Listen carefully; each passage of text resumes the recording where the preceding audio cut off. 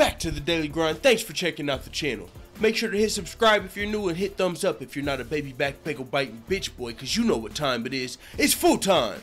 MMA. Oh, and P.S. I wanted to let you guys know about some of the fights that have been announced for upcoming UFC and even Bellator events.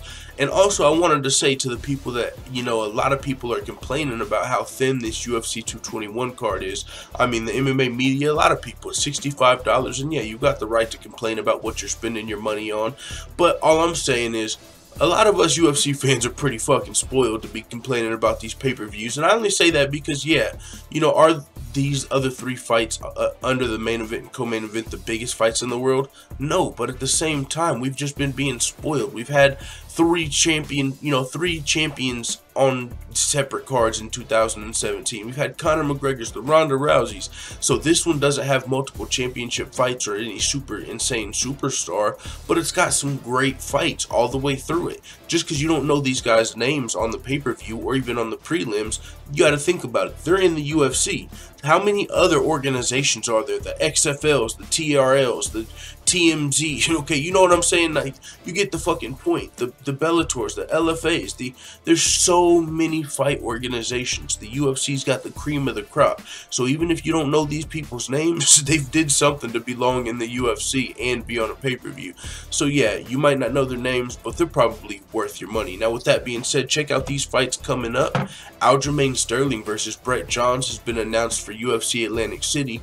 That's going to be a super dope fight. Aljamain Sterling, we know, is coming off of that vicious knockout loss to Marlon Moraes versus Brett Johns, who's streaking, coming off of a first-round cow slicer submission, if you recall, I believe over Brett Soto was his name. Is that who Brett Johns beat? Or Joe Soto, I believe.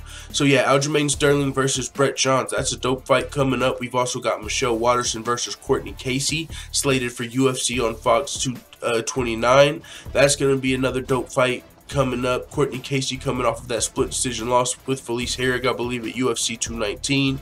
Michelle Waterson is coming off of, I believe, a loss to Waterson will look forward to rebound after losing both of her fights at the end of 2017 to Rose Namajunas and Tecia Torres. Okay, so Michelle Waterson's looking to bounce back versus Courtney Casey, and then Baby Slice versus Devin Brock is set for Bellator 197. Baby Slice, of course, is Kimbo Slice's son, and I'm looking, you know, I've been keeping for sure wanting to see how he does over there in Bellator. Looks like he's gonna be a well-rounded fighter, super dope up-and-coming fighter over at Bellator. So those are just some of the fights I'm excited for coming up. So let me know what you guys think about this in the comments, and also what do you think about Luke Rockhold going to 205, and what do you think about Daniel Cormier staying at heavyweight? I mean, he only got a couple fights left anyway, right? What's he gonna do? Maybe a super fight at heavyweight? Maybe John Jones comes back? Who knows? Brock Lesnar's they've been talking about Dana White, even Brock Lesnar coming back. So much stuff going on, man. So with that being said, pay-per-view is UFC 221 is this weekend. Let the full-time family know what you think in the comments. Now I'm out.